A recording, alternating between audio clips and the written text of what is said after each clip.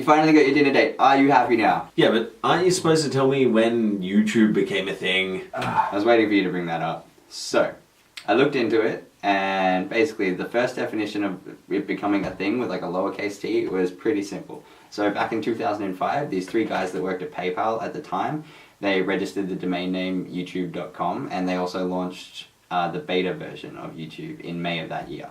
Alright, so when did the full version come out? So over the course of the year, they gave away a free iPod Nano each day to new users, and they gained a heap of exposure this way. And come December 15th, 2005, they launched the full version. Alright, so when did it really become like a thing? Well, that was a little bit more tricky. So, basically, from when they launched, it just kept on growing. You could almost pick any point in 2006 for you to say that it became a thing. So, in January, a month after the official launch, people were watching 25 million videos a day. A couple months after that, in March, people were uploading 20,000 videos a day. And then just a month later, in April, that was when Evolution of Dance was uploaded. I loved Evolution of Dance. That was like the first viral video. Yeah, it was the most watched video at the time, but still, with that video, as big as it wasn't slowing down. By July of 2006, so 7 months after the official launch, they had 65,000 uploads per day, as well as 100 million views per day. Okay, so pretty safe to say that's a thing. Well, yeah, I mean, communities were forming, people were connecting, things were happening around and in YouTube, and you have to be a pretty big thing for Google to think you're worth $1.65 billion. Yeah, that's a lot of money. Not compared to the $36 billion that they're worth now. So YouTube just like never stopped growing? Well, yeah, that's what it makes it really hard to actually say when it became a thing, because it was almost as if it was always a thing, but there was just a time when there was less people who knew about it. So it's always been a thing, even before Brotherhood 2.0? Well, I don't think so. I don't think it was a thing until like smartphones came around. Like, it is so much bigger now than it was back then. I mean, it's still a thing. That's what you just said. You're saying it's a thing, even though it's... Yeah, but it was a thing because it's so much bigger now. It was already a thing. So it was a thing before Brotherhood 2.0. That's what you said, even before smartphones and... Okay, fine, whatever. I was wrong. It was a thing before Brotherhood 2.0. Are you happy? Happy we got that recorded. I hate you. So, besides the whole YouTube thing, what did you think of the Vlogbrothers portion of the tribute project? It was actually pretty good. Like, I really enjoyed it. It was a lot more time consuming than I thought it would be.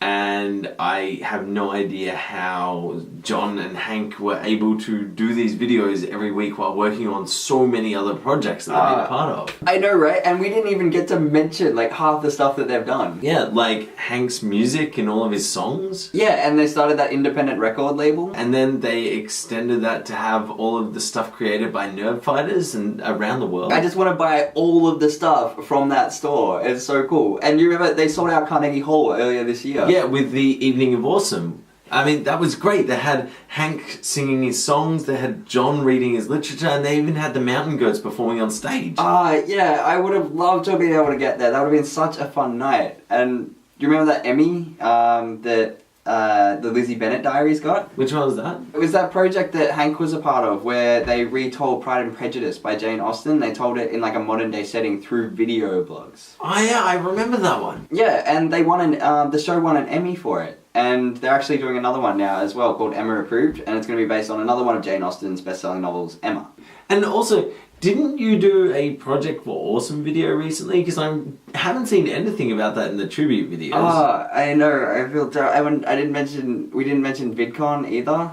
Yeah, we're doing a tribute video to YouTubers, and we didn't mention the YouTube convention. I know. I just feel terrible. It's like I feel like I really messed up on that one. But on the note of Project for Awesome, being a part of that was like spectacular. The community that you become involved with and the people that you connect with is just, it was such a fantastic experience. And on that note as well, the charity that they set up to organize Project for Awesome is actually called the Foundation to Decrease World Suck.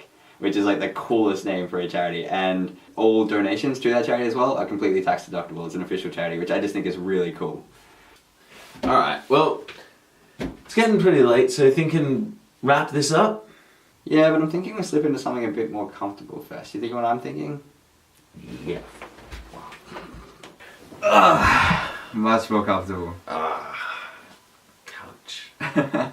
Well, that brings us to the end of the Vlogbrothers portion of my tribute project, and I gotta say, it has been freaking awesome to learn so much more about these guys. At the start of the project, I wanted to do them because I had an idea of all the awesome things that they've done, and I really love the online community that they've created. But over the course of the project, I just learned so much more, and it is mind-blowing to see all of the things that they have accomplished in such a short space of time. To think that they're still doing it, they're still coming up with things, and they're still just inspiring all the people around them to just be more awesome. I love it. Yeah, and thanks to you, Cam, because when I started this, I had never done a vlog before, and in the past 4 weeks, I have just learned so much about vlogging and making videos and editing videos, and I've learned so much about the Vlogbrothers as well, because I had no idea exactly how big their scope was and how much pull they've had over the internet community in bringing YouTube out. So what are you doing next? I'm actually doing a gentleman named Zay Frank, which is kind of cool because at the start of the project, he was one of the people I originally chose that I wanted to tribute. But since doing the Vlogbrothers, I've learnt that he was the reason that they actually got into vlogging as well. He was a bit of an inspiration for them. So that was a really cool, like, little connection that was nice. So, from us, have a Merry Christmas. Merry Christmas! And DFTBA. Wow. Wow. You ho ho ho.